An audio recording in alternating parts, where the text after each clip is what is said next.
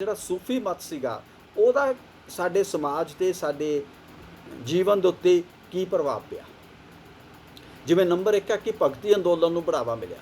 ਜਿੱਦਾਂ ਹਿੰਦੂ ਸਮਾਜ ਦੇ ਅੰਦਰ ਰਾਮਾਨੰਦ, ਰਾਮਾਨੁਜ, ਕਬੀਰ, ਤੁਲਸੀਦਾਸ, ਮੀਰਾਬਾਈ, ਗੁਰੂ ਨਾਨਕ, ਇਹਨਾਂ ਸਾਰਿਆਂ ਦਾ ਜ਼ਿਕਰ ਅਸੀਂ ਕੱਲ੍ਹ ਔਰ ਪਿਛਲੇ ਲੈਕਚਰਸ ਦੇ ਦੌਰਾਨ ਕੀਤਾ। ਉੱਦਾਂ ਹੀ ਅਸੀਂ ਦੇਖਦੇ ਹਾਂ ਕਿ ਮੁਸਲਿਮਸ ਦੇ ਅੰਦਰ ਇਹ ਜਿਹੜੀਆਂ ਪਰੰਪਰਾਵਾਂ ਚੱਲੀਆਂ, ਉਹਨਾਂ ਨੇ ਉਸ ਮੁਸਲਿਮਸ ਦੇ ਅੰਦਰ ਵੀ ਇੱਕ ਭਗਤੀ ਮਤ ਨੂੰ ਜਿਹੜਾ ਹੈਗਾ ਮਜ਼ਬੂਤੀ ਪ੍ਰਦਾਨ ਕੀਤੀ। ਦੂਸਰਾ ਹੈਗਾ ਹਿੰਦੂ ਮੁਸਲਿਮ ਏਕਤਾ। ਜਿਵੇਂ ਹੁਣ ਅਸੀਂ ਕਹਿੰਦੇ ਹਾਂ ਕਿ ਹਿੰਦੂਸ ਦੇ ਵਿੱਚ ਵੀ ਇਹ ਭਗਤੀ ਮੂਵਮੈਂਟ ਚੱਲੀ ਔਰ ਉੱਧਰੋਂ ਦੀ ਮੁਸਲਿਮ ਸਮਾਜ ਦੇ ਵਿੱਚੋਂ ਵੀ ਸੂਫੀਵਾਦ ਚੱਲਿਆ, ਜਿਨ੍ਹਾਂ ਦੀਆਂ ਬਹੁਤ ਸਾਰੀਆਂ ਸਿੱਖਿਆਵਾਂ, ਬਹੁਤ ਸਾਰੀਆਂ ਫੀਚਰਸ ਸੇਮ ਨੇ। ਜਿਵੇਂ ਦੋਨਾਂ ਦੇ ਵਿੱਚ ਈਸ਼ਵਰ ਦੀ ਭਗਤੀ ਦੀ ਗੱਲ ਹੈ, ਦੋਨਾਂ ਦੇ ਵਿੱਚ ਇੱਕ ਹੀ ਈਸ਼ਵਰ ਨੂੰ ਮੰਨਣ ਦੀ ਗੱਲ ਹੈ, ਦੋਨਾਂ ਦੇ ਵਿੱਚ ਹੀ ਈਸ਼ਵਰ ਨੂੰ ਮਾਲਕ ਮੰਨਦੇ ਹੋਏ ਆਪਣੇ ਆਪ ਨੂੰ ਉਸ ਦੇ ਪ੍ਰਤੀ ਸਮਰਪਿਤ ਕਰਨ ਦੀ ਗੱਲ ਹੈ, ਦੋਨਾਂ ਦੇ ਵਿੱਚ ਹੀ ਆਪਣੇ ਹਉਮੈ ਨੂੰ ਮਾਰਨ ਦੀ ਗੱਲ ਹੈ, ਦੋਨਾਂ ਦੇ ਵਿੱਚ ਹੀ ਆਪਣੀ ਨੈਤਿਕਤਾ ਨੂੰ ਉੱਚਾ ਰੱਖਣ ਦੀ ਗੱਲ ਹੈ, ਦੋਨਾਂ ਦੇ ਵਿੱਚ ਹੀ ਚੰਗੇ ਕਰਮਾਂ ਦੇ ਉੱਤੇ ਜ਼ੋਰ ਦੇਣ ਦੀ ਗੱਲ ਹੈ। ਤਾਂ ਉਹਦੇ ਨਾਲ ਬੇਟਾ ਆਪਸੀ ਏਕਤਾ ਸਥਾਪਿਤ ਹੋਈ ਵੀ ਸਾਡੇ ਵਿੱਚ ਤਾਂ ਬਹੁਤ ਸਾਰੀਆਂ ਸਮਾਨਤਾਵਾਂ ਨੇ, ਮਤਭੇਦ ਘੱਟ ਨੇ, ਡਿਫਰੈਂਸਿਸ ਘੱਟ ਨੇ। ਤਾਂ ਇਸ ਨੂੰ ਜੋੜਨ ਦਾ ਪ੍ਰਯਾਸ ਕੀਤਾ, ਕਿਉਂਕਿ ਜਦੋਂ ਅਸੀਂ ਇਹ ਕਹਿੰਦੇ ਹਾਂ ਕਿ ਆਪਸੀ ਦੁਨਿਆਵੀ ਚੀਜ਼ਾਂ ਮੈਨੇ ਨਹੀਂ ਰਖਾਉਂਦੀਆਂ, ਪ੍ਰਾਪਤੀ ਈਸ਼ਵਰ ਦਾ ਲਕਸ਼ ਹੈ, ਤਾਂ ਫਿਰ ਉਹ ਚੀਜ਼ਾਂ ਛੋਟੀਆਂ ਹੋ ਜਾਂਦੀਆਂ, ਚੀਜ਼ਾਂ ਛੋਟੀਆਂ ਹੋ ਜਾਂਦੀਆਂ। ਜਿਵੇਂ ਤੁਸੀਂ ਬੇਟਾ ਜਦੋਂ ਛੋਟੇ ਬੱਚੇ ਸੀਗੇ, ਤੁਸੀਂ ਸਾਰਿਆਂ ਨੇ ਕਿਤੇ ਨਾ ਕਿਤੇ ਜਦੋਂ ਚੱਲਣਾ ਸਿੱਖਿਆ ਤਾਂ ਤੁਹਾਨੂੰ ਘਰਦਿਆਂ ਨੇ ਜਾਂ ਤਾਂ ਉਹ 3 ਪਹੀਆਂ ਵਾਲਾ ਸਾਈਕਲ ਲੈ ਕੇ ਦਿੱਤਾ, ਜਾਂ ਇੱਕ ਗੋਲ ਜਿਹਾ ਰੇੜਾ ਲੈ ਕੇ ਦਿੱਤਾ, ਜਿਹਦੇ ਵਿੱਚ ਤੁਹਾਨੂੰ ਬਿਠਾ ਦਿੰਦੇ ਸੀ, ਤੁਸੀਂ ਉਹਦੇ ਨਾਲ ਦੌੜਦੇ ਰਹਿੰਦੇ ਸੀ। ਜਦੋਂ ਵੱਡੇ ਹੋਏ ਤਾਂ ਤੁਹਾਨੂੰ ਸਮਝ ਆਈ ਵੀ ਅਸਲੀ ਸਾਈਕਲ ਇਹ ਨਹੀਂ ਹੈਗਾ। ਫਿਰ ਜਦੋਂ ਤੁਸੀਂ ਅਸਲੀ ਸਾਈਕਲ ਚਲਾਉਣਾ ਸਿੱਖਿਆ ਤਾਂ ਉਦੋਂ ਬਾਅਦ ਫਿਰ ਤੁਹਾਨੂੰ ਸਮਝ ਆ ਗਈ ਕਿ ਇਹ ਜਿਹੜਾ ਸਾਈਕਲ ਹੈ ਇਹ ਖਿਡੌਣਾ ਹੈ, ਇਸ ਖਿਡੌਣੇ ਲਈ ਲੜਨ ਦੀ ਝਗੜਨ ਦੀ ਲੋੜ ਨਹੀਂ। ਐਦਾਂ ਹੀ ਜਦੋਂ ਤੁਸੀਂ ਅਸਲੀ ਚੀਜ਼ ਪ੍ਰਾਪਤ ਕਰ ਲੈਂਦੇ ਹੋ ਤਾਂ ਫਿਰ ਤੁਹਾਨੂੰ ਨਕਲੀ ਚੀਜ਼ ਦੇ, ਮੰਨ ਲਓ ਬੇਟਾ ਕਿਸੇ ਦੇ ਕੋਲੇ ਜਦੋਂ ਛੋਟੇ ਹੁੰਦੇ ਆ ਤਾਂ ਸਾਨੂੰ ਕਈ ਵਾਰੀ ਘਰ ਦੇ ਸ਼ੁਰੂ ਦੇ ਵਿੱਚ ਕੀ ਹੈਗਾ, ਮੰਨ ਲਓ ਤੁਸੀਂ ਲੜਕੀਆਂ ਹੋ ਤਾਂ ਲੜਕੀਆਂ ਨੂੰ ਉਹ ਟੌਪਸ ਲੈ ਦਿੰਦੇ ਆ ਆਰਟੀਫਿਸ਼ਲ। ਉਹ ਆਰਟੀਫਿਸ਼ਲ ਟੌਪਸ ਕਿਉਂਕਿ ਇਹ ਸਾਡੀਆਂ ਇਮੋਸ਼ਨਸ, ਸਾਡੀਆਂ ਭਾਵਨਾਵਾਂ, ਸਾਡੀ ਚਾਹਤ, ਸਾਡਾ ਮੋਹ, ਸਾਡਾ ਪਿਆਰ ਉਹਦੇ ਨਾਲ ਜੁੜਿਆ ਹੁੰਦਾ ਹੈ ਅਤੇ ਅਸੀਂ ਉਹਨੂੰ ਬਹੁਤ ਮਹੱਤਵ ਦਿੰਦੇ ਹਾਂ। ਅਤੇ ਜੇ ਕਿਤੇ ਲੱਭੇ ਨਾ ਤਾਂ ਬੜਾ ਪਰੇਸ਼ਾਨ ਹੁੰਦੇ ਆ, ਬਹੁਤ ਪਰੇਸ਼ਾਨ ਹੋ ਜਾਂਦੇ। ਅਤੇ ਜਦੋਂ ਅਸੀਂ ਵੱਡੇ ਹੋ ਜਾਂਦੇ ਹਾਂ, ਸੋਨੇ ਦੇ ਟੌਪਸ ਪਾਉਣੇ ਸ਼ੁਰੂ ਕਰਤੇ, ਡਾਇਮੰਡ ਦੇ ਸ਼ੁਰੂ ਕਰਤੇ, ਚਾਂਦੀ ਦੇ ਸ਼ੁਰੂ ਕਰਤੇ, ਅਤੇ ਕੋਈ ਆਰਟੀਫਿਸ਼ਲ ਟੌਪਸ ਸਾਡਾ 20-50 ਰੁਪਏ ਦਾ ਗੁੰਮ ਗਿਆ ਅਤੇ ਅਸੀਂ ਵੀ 2-4-5 ਮਿੰਟ ਲਈ ਪਰੇਸ਼ਾਨ ਹੁੰਦੇ, ਬਾਅਦ 'ਚ ਕਹਿੰਦੇ ਚਾ ਛੱਡ ਪਰੇ, ਜਾਣਦੇ ਤਾਂ ਆਰਟੀਫਿਸ਼ਲ ਸੀ। ਕਿਉਂ? ਸਮਝ ਆ ਗਿਆ ਵੀ ਇਹ ਧਾਤੂ ਦੀ ਕੋਈ ਵੈਲਿਊ ਨਹੀਂ ਹੈ, ਅਸਲੀ ਕਿਹਦੀ ਹੈ? ਗੋਲਡ ਦੀ ਹੈ। ਅਤੇ ਇੱਦਾਂ ਹੀ ਜਦੋਂ ਅਸੀਂ ਗੋਲਡ ਦੀ ਵੈਲਿਊ ਨੂੰ ਸਮਝ ਲੈਂਦੇ ਹਾਂ ਕਿ ਈਸ਼ਵਰ ਦੀ ਭਗਤੀ ਦੇ ਵਿੱਚ ਗੋਲਡ ਵੀ ਕਿਤੇ ਮੈਟਰ ਨਹੀਂ ਕਰਦਾ, ਇਹ ਸਾਰੀਆਂ ਦੁਨਿਆਵੀ ਚੀਜ਼ਾਂ ਕਿਤੇ ਮੈਟਰ ਹੀ ਨਹੀਂ ਕਰਦੀਆਂ। ਜਦੋਂ ਸਾਡੀ ਮਾਨਸਿਕ ਅਵਸਥਾ ਉਸ ਲੈਵਲ 'ਤੇ ਪਹੁੰਚ ਜਾਂਦੀ ਹੈ, ਫਿਰ ਸਾਡਾ ਇਹਨਾਂ ਚੀਜ਼ਾਂ ਦੇ ਪ੍ਰਤੀ ਵੀ ਮੋਹ ਭੰਗ ਹੋ ਜਾਂਦਾ ਹੈ। ਫਿਰ ਇਹ ਚੀਜ਼ਾਂ ਸਾਨੂੰ ਤੰਗ ਨਹੀਂ ਕਰਦੀਆਂ ਅਤੇ ਫਿਰ ਉਹਨਾਂ ਚੀਜ਼ਾਂ ਪਿੱਛੇ ਅਸੀਂ ਕੀ ਇੱਕ ਦੂਜੇ ਨਾਲ ਲੜਾਂਗੇ? ਫਿਰ ਨਹੀਂ ਲੜਾਂਗੇ। ਅਤੇ ਅੱਜ ਤੁਹਾਡੇ ਤੋਂ ਕੋਈ 5 ਰੁਪਏ ਵਾਲਾ ਟੌਪਸ ਤੁਹਾਡਾ ਕਿਤੇ ਗੁਆਂਢੀਆਂ ਦਾ ਬੱਚਾ ਕਹੇ ਵੀ ਦੀਦੀ ਮੈਨੂੰ ਦੇ ਦਿਓ, ਕਿਉਂਕਿ ਆਂਟੀ ਮੈਂ ਤਾਂ ਨਹੀਂ ਕਹੂੰਗਾ, ਤੁਸੀਂ ਬੁਰਾ ਮੰਨ ਜਾਣਾ, ਵੀ ਦੀਦੀ ਮੈਨੂੰ ਦੇ ਦਿਓ, ਤਾਂ ਤੁਸੀਂ ਉਹ ਲੈ ਜਾਵੇ ਤਾਂ ਤੁਸੀਂ ਬੁਰਾ ਮੰਨੋਗੇ, ਤੁਸੀਂ ਉਲਟਾ ਹੀ ਕਹੋਗੇ ਦੇਖ ਬੱਚਾ ਕਿੰਨਾ ਖੁਸ਼ ਹੋ ਗਿਆ। ਔਰ ਉਹਨੂੰ ਖੁਸ਼ ਦੇਖ ਕੇ ਤੁਹਾਨੂੰ ਵੀ ਖੁਸ਼ੀ ਹੋਊਗੀ, ਕਿਉਂਕਿ ਤੁਹਾਨੂੰ ਪਤਾ ਵੀ ਇਹਦੀ ਕੋਈ ਵੈਲਿਊ ਨਹੀਂ ਹੈ, ਇਹ ਅਵਸਥਾ ਹੋ ਚੁੱਕੀ ਹੈ। ਔਰ ਕਈ ਵਾਰੀ ਤਾਂ ਤੁਸੀਂ ਆਪ ਹੀ ਚੀਜ਼ਾਂ ਭੇਂਟ ਕਰ ਦਿੰਦੇ ਹੋ ਵੀ ਚੱਲ ਆਇਆ ਇਹਨੂੰ ਬੱਚੇ ਨੂੰ ਖੁਸ਼ ਕਰ ਦਿਓ, ਲੈ ਜਾ, ਔਰ ਖੁਸ਼ੀ ਖੁਸ਼ੀ ਦੇ ਦਿੰਦੇ ਹੋ। ਉਹ ਚੀਜ਼ ਵੀ ਦੇ ਦਿੰਦੇ ਹੋ ਖੁਸ਼ੀ ਖੁਸ਼ੀ ਜਿਹੜੀ ਤੁਸੀਂ ਆਪ ਬੜੀਆਂ ਇਮੋਸ਼ਨਸ ਨਾਲ ਖਰੀਦੀ ਹੁੰਦੀ, ਕਿਉਂਕਿ ਹੁਣ ਤੁਹਾਡੀ ਮਾਨਸਿਕ ਅਵਸਥਾ 'ਚ ਇਹ ਚੀਜ਼ ਆ ਗਈ। ਫਿਰ ਤੁਸੀਂ ਉਹਦੇ ਲਈ ਲੜਦੇ ਨਹੀਂ, ਉਹਦੇ ਲਈ ਇੱਕ ਦੂਜੇ ਨੂੰ ਬੁਰਾ ਭਲਾ ਨਹੀਂ ਕਹਿੰਦੇ। ਤੀਸਰਾ ਬੇਟਾ ਜਾਤ ਪਾਤ ਉਹਦੇ ਨਾਲ ਖਤਮ ਹੋ ਜਾਂਦੀ ਹੈ, ਕਿਉਂਕਿ ਅਸੀਂ ਮਨੁੱਖ ਅਤੇ ਮਨੁੱਖ ਦੇ ਵਿੱਚ ਭੇਦ ਭਾਵ ਕਰਨਾ ਬੰਦ ਕਰ ਦਿੰਦੇ ਹਾਂ। ਧਾਰਮਿਕ ਸਹਿਨਸ਼ੀਲਤਾ ਦੀ ਪ੍ਰਵਿਰਤੀ ਆ ਜਾਂਦੀ ਹੈ। ਅਸੀਂ ਕਹਿੰਦੇ ਤੂੰ ਇਸ ਢੰਗ ਨਾਲ ਈਸ਼ਵਰ ਨੂੰ ਪ੍ਰਾਪਤ ਕਰਦਾ, ਤੂੰ ਕਰੀ ਚੱਲ, ਮੈਂ ਇੱਦਾਂ ਕਰਦਾ ਮੈਂ ਵੀ। ਸਾਨੂੰ ਉਹ ਚੁੱਭਦਾ ਹੀ ਨਹੀਂ ਵੀ ਇਹਦਾ ਤਰੀਕਾ ਠੀਕ ਹੈ, ਕਹਿੰਦੇ ਨਹੀਂ ਸਾਡਾ ਸਾਰਿਆਂ ਦਾ ਹੀ ਠੀਕ ਹੈ। ਉਹ ਸਾਰੀਆਂ ਚੀਜ਼ਾਂ ਸਾਨੂੰ ਫਿਰ ਇੱਕ ਦੂਜੇ ਨਾਲ ਮਿਲ ਜੁਲ ਕੇ ਰਹਿਣਾ ਸਿਖਾ ਦਿੰਦੀਆਂ ਨੇ।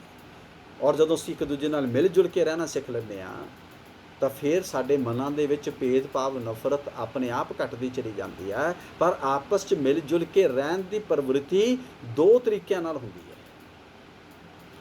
ਇੱਕ ਹੁੰਦੀ ਹੈ ਨਿਚਲੀ ਅਵਸਥਾ, ਉਹਨੂੰ ਨਿਚਲੀ ਅਵਸਥਾ ਨੂੰ ਅਸੀਂ ਕਹਿ ਦਿੰਦੇ ਹਾਂ ਐਡਜਸਟਮੈਂਟਸ, ਕਿ ਭਾਈ ਇਹਨੂੰ ਆਪਾਂ ਇੱਦਾਂ ਕਰ ਲਓ, ਆ ਕੰਮ ਵੰਡ ਲਓ, ਇਹਨੂੰ ਤੁਸੀਂ ਸਾਂਭ ਲਓ, ਇਹਨੂੰ ਮੈਂ ਸਾਂਭ ਲੈਂਦਾ। ਯਾਨੀ ਇੱਕ ਦੂਜੇ ਦੇ ਨਾਲ ਅਸੀਂ ਐਗਰੀਮੈਂਟ ਕਰ ਲਏ,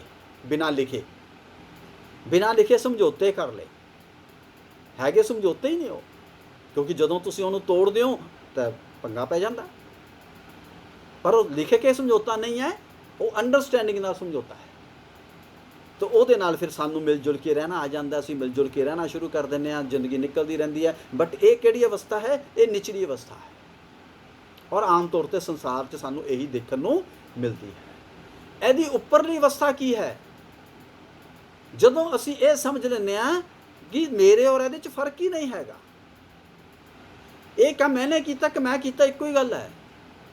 ਔਰ ਜਦੋਂ ਸਾਰੇ ਇਹ ਗੱਲ ਸਮਝ ਲੈਂਦੇ ਆ, ਮੰਨ ਲਓ ਘਰ 'ਚ 4 ਬੰਦੇ ਨੇ, ਅਗਰ ਉਹ ਚਾਰਾਂ ਨੇ ਇਹ ਗੱਲ ਸਮਝ ਲਈ ਤਾਂ ਫਿਰ ਉਹ ਮਹਿਸੂਸ ਹੀ ਨਹੀਂ ਹੁੰਦਾ ਕਿ ਇਟਸ ਐਨ ਐਗਰੀਮੈਂਟ ਔਰ ਇਟਸ ਐਨ ਇਨਰ ਫੀਲਿੰਗ। ਉਹ ਅੰਦਰੋਂ ਭਾਵਨਾ ਜਿਹੜੀ ਪੈਦਾ ਹੁੰਦੀ ਹੈ, ਉਹ ਤੁਹਾਨੂੰ ਬਹੁਤ ਵੱਡੀ ਮਜ਼ਬੂਤੀ ਪ੍ਰਦਾਨ ਕਰਦੀ ਹੈ। ਉਹ ਆਤਮਿਕ ਮਜ਼ਬੂਤੀ ਪ੍ਰਦਾਨ ਕਰਦੀ ਹੈ, ਈਸ਼ਵਰੀਏ ਮਜ਼ਬੂਤੀ ਪ੍ਰਦਾਨ ਕਰਦੀ ਹੈ। ਔਰ ਜਿੱਥੇ ਈਸ਼ਵਰੀਏ ਮਜ਼ਬੂਤੀ ਆ ਜਾਂਦੀ ਹੈ, ਉੱਥੇ ਤੁਸੀਂ ਇਸ ਗੱਲ ਦਾ ਸਵਾਲ ਹੀ ਖੜਾ ਨਹੀਂ ਕਰਦੇ।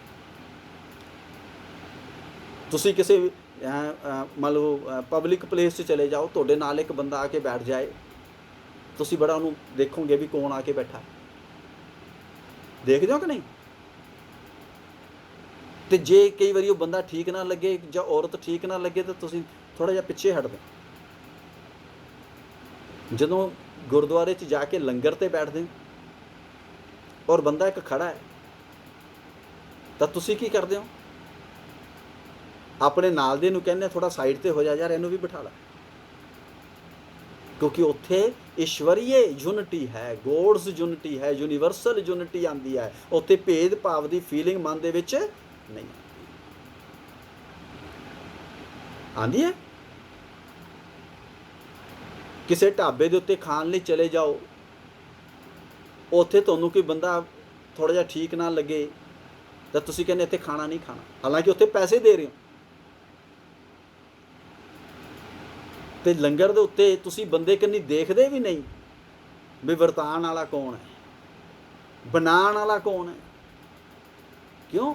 ਉੱਥੇ ਈਸ਼ਵਰੀਏ ਯੂਨਿਟੀ ਸਾਡੇ ਅੰਦਰ ਬੋਲਦੀ ਹੈ, ਉਹ ਉੱਚਲੀ ਅਵਸਥਾ ਬੋਲਦੀ ਹੈ। ਅਸੀਂ ਨਿਮਨ ਅਵਸਥਾ ਦੇ ਵਿੱਚ ਉਦੋਂ ਗੱਲ ਨਹੀਂ ਕਰ ਰਹੇ ਹੁੰਦੇ। ਮਾਨਸਿਕ ਤੌਰ 'ਤੇ ਅਸੀਂ ਉਸ ਉੱਚੇ ਲੈਵਲ ਦੇ ਉੱਤੇ ਮੌਜੂਦ ਰਹਿੰਦੇ ਹਾਂ। ਪਰ ਅੰਦਾਜ਼ਾ ਲਗਾਓ ਬੇਟਾ, ਅਗਰ ਉਹੀ ਅਵਸਥਾ ਸਾਡੀ 24 ਘੰਟੇ ਬਣੀ ਰਹੇ ਤਾਂ ਕਿੰਨਾ ਸੁੱਖ ਆਨੰਦ ਮਹਿਸੂਸ ਹੋਏ। ਪਰ ਜਿੱਦਾਂ ਹੀ ਅਸੀਂ ਨਿਚਲੀ ਅਵਸਥਾ ਚਾਹੁੰਦੇ ਹਾਂ ਤੇ ਫਿਰ ਇਹ ਕਹਿੰਦੇ ਆ ਵੀ ਤੂੰ ਕਿਉਂ ਕੀਤਾ, ਮੈਂ ਕਿਉਂ ਕੀਤਾ, ਤੂੰ ਇੱਦਾਂ ਕੀਤਾ, ਮੈਂ ਇੱਦਾਂ ਕੀਤਾ, ਮੈਂ ਜ਼ਿਆਦਾ ਕੀਤਾ, ਤੂੰ ਘੱਟ ਕੀਤਾ, ਤੇ ਉਹ ਜੋ ਸਾਰੀਆਂ ਦੁਨਿਆਵੀ ਚੀਜ਼ਾਂ ਨੇ ਉਹ ਚੱਲਦੀਆਂ ਰਹਿੰਦੀਆਂ। ਨੈਤਿਕਤਾ ਤੇ ਸਮਾਜਿਕ ਭਾਵਨਾ ਦਾ ਬੇਟਾ ਵਿਕਾਸ ਹੋਇਆ, ਭਾਰਤੀ ਸੰਸਕ੍ਰਿਤੀ ਦਾ ਵਿਕਾਸ ਹੋਇਆ। ਭਾਰਤੀ ਸੰਸਕ੍ਰਿਤੀ ਦਾ ਮਤਲਬ ਅਸੀਂ ਉਹਨਾਂ ਜ਼ਿੰਦਗੀ ਦੀਆਂ ਗੂੜ ਸੱਚਾਈਆਂ ਜੋ ਸਦੀਆਂ ਤੋਂ ਸਮਝ ਰਹੇ ਸੀ, ਉਹਨੂੰ ਇੱਕ ਨਵੇਂ ਚੋਲੇ ਦੇ ਵਿੱਚ ਦੇਖਣ ਦੀ ਅਸੀਂ ਕੋਸ਼ਿਸ਼ ਕਰਨੀ ਸ਼ੁਰੂ ਕੀਤੀ। ਧਾਰਮਿਕ ਸਥਾਨਾਂ ਦਾ ਵਾਧਾ ਹੋਇਆ, ਅਜਮੇਰ 'ਚ ਸ਼ਰੀਫ ਬਣ ਗਈ, ਸਿਲਸਿਲੀ ਸੰਪਰਦਾਇਆਂ ਨਾਲ ਪ੍ਰਮੁੱਖ ਸਥਾਨ ਬਣ ਗਏ, ਲੋਕ ਉਹਨਾਂ ਦੀ ਯਾਤਰਾ ਕਰਨ ਲੱਗ ਗਏ, ਉੱਥੇ ਦਰਗਾਹਾਂ 'ਤੇ ਮੇਲੇ ਲੱਗਣ ਲੱਗ ਗਏ ਔਰ ਉਹ ਇੱਕ ਆਪਣੇ ਆਪ 'ਚ ਪਵਿੱਤਰ ਤੀਰਥ ਸਥਾਨ ਬਣ ਗਏ। ਔਰ ਉੱਥੇ ਜੋ ਜੋ ਇਮਾਰਤਾਂ ਬਣੀਆਂ, ਨਵੇਂ ਭਵਨ ਨਿਰਮਾਣ ਬਣ ਗਏ। ਸੰਗੀਤ ਦੀਆਂ ਨਵੀਆਂ ਕਵਾਲੀਆਂ ਸਾਡੇ ਸਾਹਮਣੇ ਆਈਆਂ ਔਰ ਤੁਸੀਂ ਫਿਲਮਾਂ 'ਚ ਦੇਖਦੇ ਹੋ ਕਿ ਕਵਾਲੀਆਂ ਬੜੀਆਂ ਫੇਮਸ ਹੁੰਦੀਆਂ ਸੀ, ਅੱਜ ਵੀ ਹੁੰਦੀਆਂ।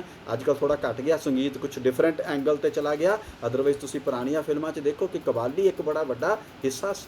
ਉਰਦੂ ਭਾਸ਼ਾ ਦਾ ਵਿਕਾਸ ਹੋਇਆ ਔਰ ਬੜੇ ਵੱਡੇ ਪੱਧਰ 'ਤੇ ਫੈਲੀ, ਜਿਹਨੂੰ ਬਾਅਦ ਦੇ ਵਿੱਚ ਅਸੀਂ ਹਿੰਦੂ ਨੂੰ ਸੰਸਕ੍ਰਿਤ ਨਾਲ ਜੋੜ ਕੇ, ਪੰਜਾਬੀ ਨੂੰ ਸਿੱਖਾਂ ਨਾਲ ਜੋੜ ਕੇ, ਉਰਦੂ ਨੂੰ ਅਸੀਂ ਮੁਸਲਮਾਨਾਂ ਨਾਲ ਜੋੜ ਕੇ ਆਪਣੀਆਂ ਭਾਸ਼ਾਵਾਂ ਦਾ ਜੋ ਤਿਰਸਕਾਰ ਕੀਤਾ, ਅਪਮਾਨ ਕੀਤਾ, ਉਹ ਸਾਡੇ ਸਾਹਮਣੇ। ਅਦਰਵਾਈਜ਼ ਭਾਸ਼ਾ ਕੀ ਕਿਸੇ ਇੱਕ ਧਰਮ ਦੇ ਨਾਲ ਜੋੜਨੀ ਠੀਕ ਹੈ? ਕਦੇ ਵੀ ਠੀਕ ਨਹੀਂ। ਹਰ ਭਾਸ਼ਾ ਸਾਨੂੰ ਸਿੱਖਣੀ ਚਾਹੀਦੀ ਹੈ, ਹਰ ਭਾਸ਼ਾ ਸਾਨੂੰ ਆਉਣੀ ਚਾਹੀਦੀ ਹੈ। ਪਰ ਬਦਕਿਸਮਤੀ ਇਹ ਹੈ ਜੇ ਕੋਈ ਸੰਸਕ੍ਰਿਤ ਦੀ ਗੱਲ ਕਰੇ ਤਾਂ ਅਸੀਂ ਕਹਿੰਦੇ ਹਿੰਦੂਵਾਦ ਅਪਣਾਉਣਾ ਚਾਹੁੰਦਾ, ਜੇ ਕੋਈ ਪੰਜਾਬੀ ਦੀ ਗੱਲ ਕਰੇ ਤਾਂ ਅਸੀਂ ਕਹਿੰਦੇ ਵੀ ਸਿੱਖੀ ਨੂੰ ਲਿਆਉਣਾ ਚਾਹੁੰਦਾ, ਜੇ ਕੋਈ ਉਰਦੂ ਦੀ ਗੱਲ ਕਰੇ ਤਾਂ ਅਸੀਂ ਕਹਿੰਦੇ ਮੁਸਲਮਾਨਾਂ ਦਾ ਰਾਜ ਆਉਣਾ ਚਾਹੁੰਦਾ। ਜਦ ਕਿ ਤਿੰਨੋਂ ਹੀ ਭਾਸ਼ਾਵਾਂ, ਹਰ ਭਾਸ਼ਾ ਆਪਣੇ ਆਪ ਦੇ ਵਿੱਚ ਮਹੱਤਵਪੂਰਨ ਹੈ। ਔਰ ਸਾਨੂੰ ਜਿਹੜੀ ਭਾਸ਼ਾ ਸਰਲ ਲੱਗੇ, ਆਸਾਨ ਲੱਗੇ, ਚੰਗੇ ਢੰਗ ਦੇ ਨਾਲ ਜਿਸ ਨੂੰ ਬੋਲ ਸਕੀਏ, ਜਿਹਦੇ ਰਾਹੀਂ ਅਸੀਂ ਆਪਣੀ ਗੱਲ ਨੂੰ ਦੂਜੇ ਤੱਕ ਪਹੁੰਚਾ ਸਕੀਏ, ਉਹਦੇ ਉੱਤੇ ਸਾਨੂੰ ਗੱਲ ਕਰਨੀ ਚਾਹੀਦੀ। ਔਰ ਸਾਰੀਆਂ ਭਾਸ਼ਾਵਾਂ ਦਾ ਸਤਿਕਾਰ ਕਰਦੇ ਹੋਏ ਹਰ ਭਾਸ਼ਾ ਤੋਂ ਕੁਝ ਨਾ ਕੁਝ ਸਿੱਖਣ ਦੇ ਹੀ ਪ੍ਰਯਾਸ ਕਰਨਾ ਚਾਹੀਦਾ ਹੈ। ਤਾਂ ਇਹਨਾਂ ਕੱਟੜਤਾਵਾਂ ਤੋਂ, ਇਹਨਾਂ ਮਾਨਸਿਕਤਾਵਾਂ ਤੋਂ ਸਾਨੂੰ ਬਚਣ ਦੀ ਵੀ ਲੋੜ ਹੁੰਦੀ ਹੈ। ਔਰ ਕਿਉਂਕਿ ਅਲਟੀਮੇਟ ਅਸੀਂ ਐਮ ਦੇਖਣਾ ਹੁੰਦਾ ਹੈ ਕਿ ਸਾਡਾ ਕੀ ਹੈਗਾ। ਠੀਕ ਹੈ, ਤਾਂ ਇਹ ਸੀਗੇ ਬੇਟਾ ਸੂਫੀ ਮਤ ਦੇ ਜੋ ਸਾਨੂੰ ਇਮੀਡੀਏਟਲੀ ਪ੍ਰਭਾਵ ਸਾਡੇ ਸਮਾਜ ਦੇ ਉੱਤੇ, ਸਮਾਜ ਦੇ ਵੱਖ-ਵੱਖ ਪਹਿਲੂਆਂ ਦੇ ਉੱਤੇ ਜਿਹੜੇ ਸਾਨੂੰ ਦੇਖਣ ਨੂੰ ਮਿਲੇ। ਤਾਂ ਇਹਦੇ ਨਾਲ ਇਹ ਸਾਡਾ ਜਿਹੜਾ ਟੌਪਿਕ ਹੈਗਾ ਸੀਗਾ ਭਗਤੀ ਮਤ ਦਾ, ਔਰ ਭਗਤੀ ਮਤ ਦੇ ਨਾਲ ਸਾਡੇ ਇਸ ਸੂਫੀਵਾਦ ਦਾ, ਸੂਫੀ ਮਤ ਦਾ ਇਹ ਸਾਡਾ ਜਿਹੜਾ ਟੌਪਿਕ ਹੈਗਾ ਉਹ ਇਹਦੇ ਨਾਲ ਕੰਪਲੀਟ ਹੋ ਜਾਂਦਾ ਹੈ, ਭਗਤੀ ਮਤ ਔਰ ਸੂਫੀ ਮਤ ਦਾ।